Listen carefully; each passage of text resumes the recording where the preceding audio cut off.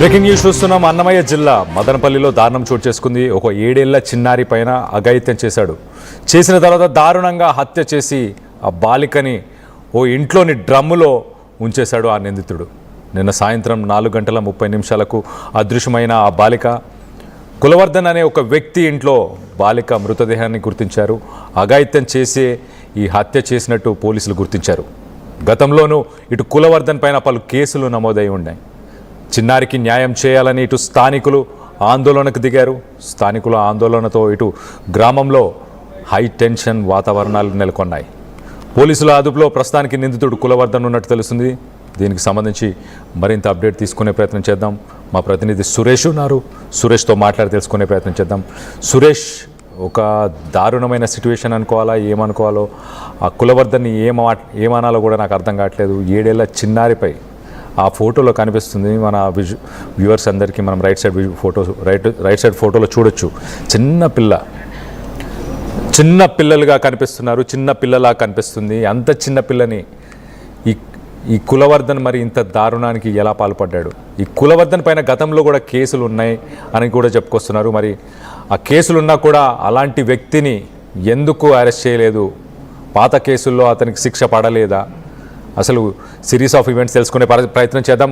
సురేష్, చెప్పండి, అసలు ఏం జరిగింది? ఇంత దారుణానికి ఎలా పాల్పడ్డాడు? అసలు ఎవరు గమనించలేదా? ఏదైతే ఈ దారుణమైనటువంటి సంఘటన అన్నమయ్య జిల్లా మదనపల్లి పట్టణంలో చోటు చేసుకునింది. నిన్న ఈ బాలిక మిస్ అయినటువంటి పరిస్థితి ఉంది. అయితే తల్లిదండ్రులు పోలీసులు కూడా సమాచారం ఇచ్చారు. పోలీసులు కూడా మిస్సింగ్ కేసు కూడా నమోదు చేయనటువంటి పరిస్థితి. అయితే ఇవాళ ఉదయం నిన్న మిస్ అయినటువంటి బాలిక డ్రమ్లో మృతదేహం పడి ఉండడం పట్ల మాత్రం తీవ్ర స్థాయిలో అక్కడ ఉన్నటువంటి స్థానికులు కావచ్చు, తల్లిదండ్రులు కావచ్చు, శోక సమయంలో ముంచెత్తిందని చెప్పాలి. ఆడుకునేటువంటి చిన్నారి నిన్న సాయంత్రం వెళ్ళినప్పటి నుంచి కూడా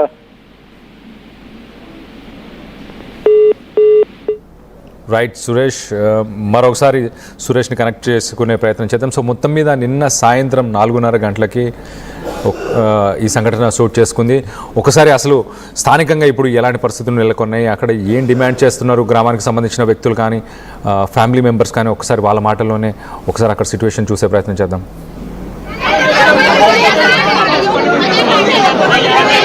లేదంటే వాడిని పిలుచుకొని మా దగ్గర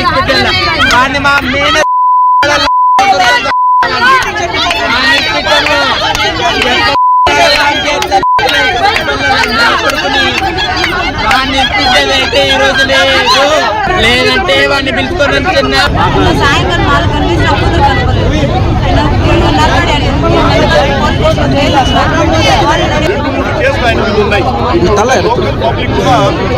భయపడేవాడు.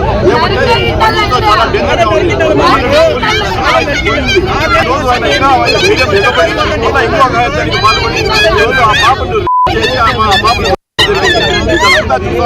లో తీవ్ర ఆక్రోశం జరుగుతుంది. ఆ మనిషిని రకంగా ఫ్రీగా వదలడం కానీ తెలుస్తుంది. కాబట్టి ప్రజలందరూ అతన్ని ఖచ్చితంగా శిక్షించి వాళ్ళు ఏమంటున్నారంటే వాళ్ళ డిమాండ్ వాళ్ళు మమ్మల్ని అప్పగించండి, లేదంటే అతనికి కఠినమైన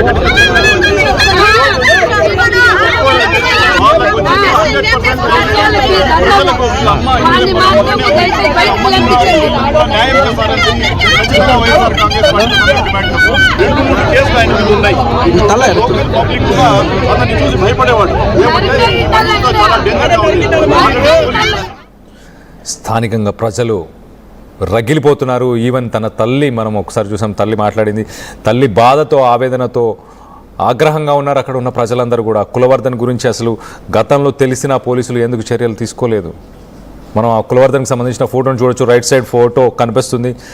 ఈ వెధవే, ఈ వ్యక్తే ఇలాంటి దారుణానికి పాల్పడ్డాడు. చిన్న పిల్లలు, అభశుభం తెలియని ఆ చిన్న పిల్లని ఈ అఘాయిత్యానికి పాల్పడి మొత్తానికి ఒక డ్రమ్ములో పెట్టి తన మృతదేహాన్ని, తనని గొంతు నలిపాడా, మరి ఎలా చంపేశాడో తెలియదు కానీ మొత్తానికైతే చంపేసి ఇలాంటి ఒక దారుణానికి పాల్పడ్డాడు. ఇలాంటి వ్యక్తులని ఏం చేయాలి? సమాజంలో ఇలాంటి వ్యక్తులని ఎలాంటి శిక్షలు వేస్తే కానీ ఇలాంటి పనులు మారరు. నిన్న సాయంత్రం 4:30 బాలిక అదృశ్యమైపోయింది. ఇటు కులవర్ధన్ అనే ఒక వ్యక్తి తన ఇంట్లో బాలిక మృతదేహాన్ని పోలీసులు అయితే గుర్తించినట్టు తెలుస్తుంది. అఘాయిత్యం చేసి దాని తర్వాత హత్య చేసినట్టు పోలీసులు గుర్తించారు. సో చిన్నారికి న్యాయం చేయాలంటూ ఇటు స్థానికులు ఆందోళనకు దిగారు. మనం చూడొచ్చు అక్కడ స్థానికులు చాలా ఆగ్రహంగా ఉద్రేకంగా ఉన్నారు. ఇటు కులవర్ధన్ని పోలీసులు అదుపులో తీసుకున్నారు కాబట్టి కులవర్ధన్ బతికిపోయాడు. కానీ స్థానికులు కానీ గ్రామస్తుల చేతులు కనుక దొరుకుంటే కనుక పరిస్థితులు వేరే రకంగా ఉండేది. ఎలా చేయాలనిపిస్తుందో నాకు అర్థం కావట్లేదు. పోలీసులు ఇన్ని చట్టాలు, పోక్సో కేసులు ఇన్ని వచ్చిన తర్వాత కూడా సరైన అవగాహన లేక, వాళ్ళకి చట్టం మీద భయం లేక ఇలాంటి సంఘటనలకు పాల్పడుతున్నారా? దీనికి సంబంధించి మరింత అప్డేట్ తీసుకునే ప్రయత్నం చేద్దాం. మా ప్రతినిధి సురేష్ ఉన్నారు. సురేష్తో మాట్లాడి తెలుసుకునే ప్రయత్నం చేద్దాం. సురేష్, చెప్పండి, అసలు 4:30 సమయం అంటే ఇంకా అప్పటికి చీకటి పడలేదు. చుట్టుపక్కల ఉన్న వాళ్ళు ఎవరు గమనించలేదా? గమనించకుండా పోయాడా? ఈ కులవర్ధన్ అనే వ్యక్తి తన సొంత ఇల్లా, లేకపోతే ఆ ఇంట్లో ఇంకెవరు వ్యక్తులు, ఇంకా తన ఫ్యామిలీ కానీ ఇంకెవరు లేరా? ఏదైతే ఈ దారుణమైనటువంటి సంఘటన ఇవాళ ఆ తప్పిపోయినటువంటి చిన్నారి నిన్న తప్పినట్టుగా కూడా తల్లిదండ్రులు పోలీసులు తెలియజేయడం జరిగింది. అయితే నిన్న నుంచి కూడా పోలీసులు గాలిస్తున్నటువంటి పరిస్థితి ఉంది.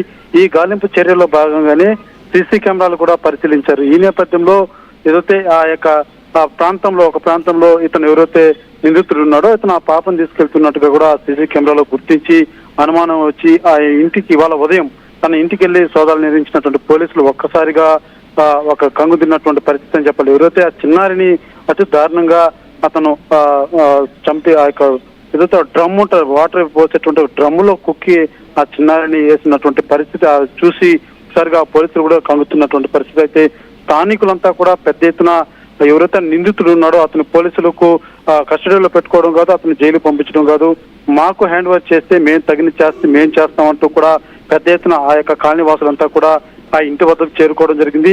ఆ బాడీని కూడా ఏదైతే ఆ చిన్నారి మృతదేహాన్ని కూడా వెలుగు తీసేందుకు కూడా సమీర ఆ స్థానికులంతా కూడా ఒప్పుకోనటువంటి పరిస్థితి ఉంది. ఎందుకంటే అతన్ని తగిన శాస్తి జరగాలి, ఇంత చిన్నారిని ఇంత అమానుషంగా చిన్నారి పట్ల ఈ రకంగా అతి దారుణంగా చంపినటువంటి వ్యక్తిని ఏదో చట్టాల పేరుతోటే కూర్చోబెట్టి మేపడం సరైనటువంటి పద్ధతి కాదు, తగిన రీతిలో మేము బుద్ధి చెప్తామంటూ కూడా స్థానికులు పెద్ద ఎత్తున నిరసన కూడా చేసినటువంటి పరిస్థితి. ఎవరే కూడా పోలీసులు ఎంత సర్ది చెప్పినా కూడా అక్కడి నుంచి పోకుండా ఉదయం నుంచి కూడా బెటాయించుకున్నారు. ఆ ఇంటి వద్దే కూర్చున్నారు.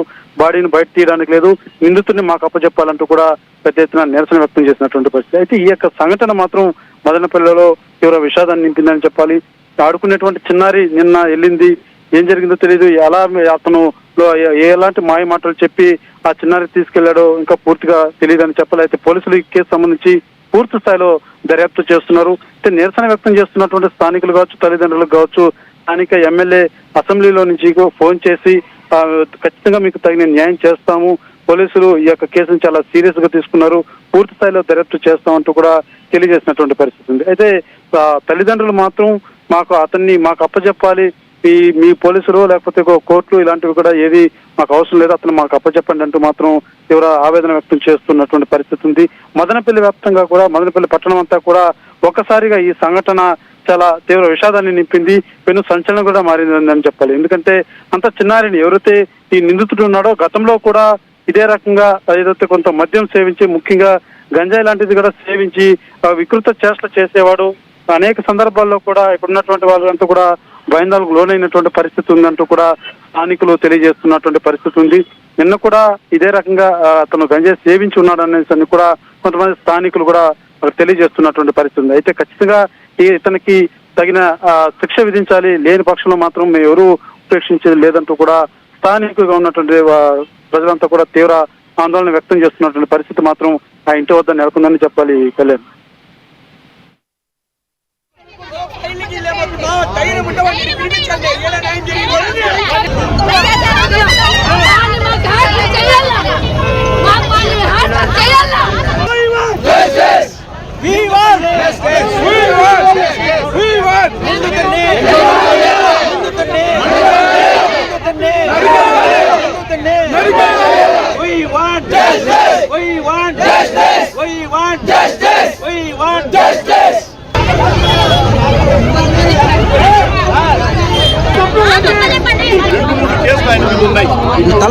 పబ్లిక్ కూడా అతన్ని చూసి భయపడేవాడు.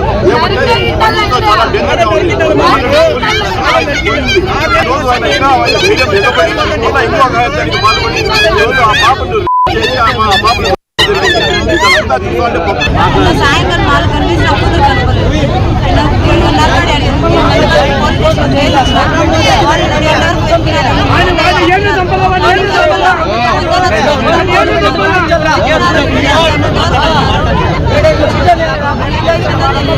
వాడిని నాకు కానే కావాలి వాడిని నా ముందు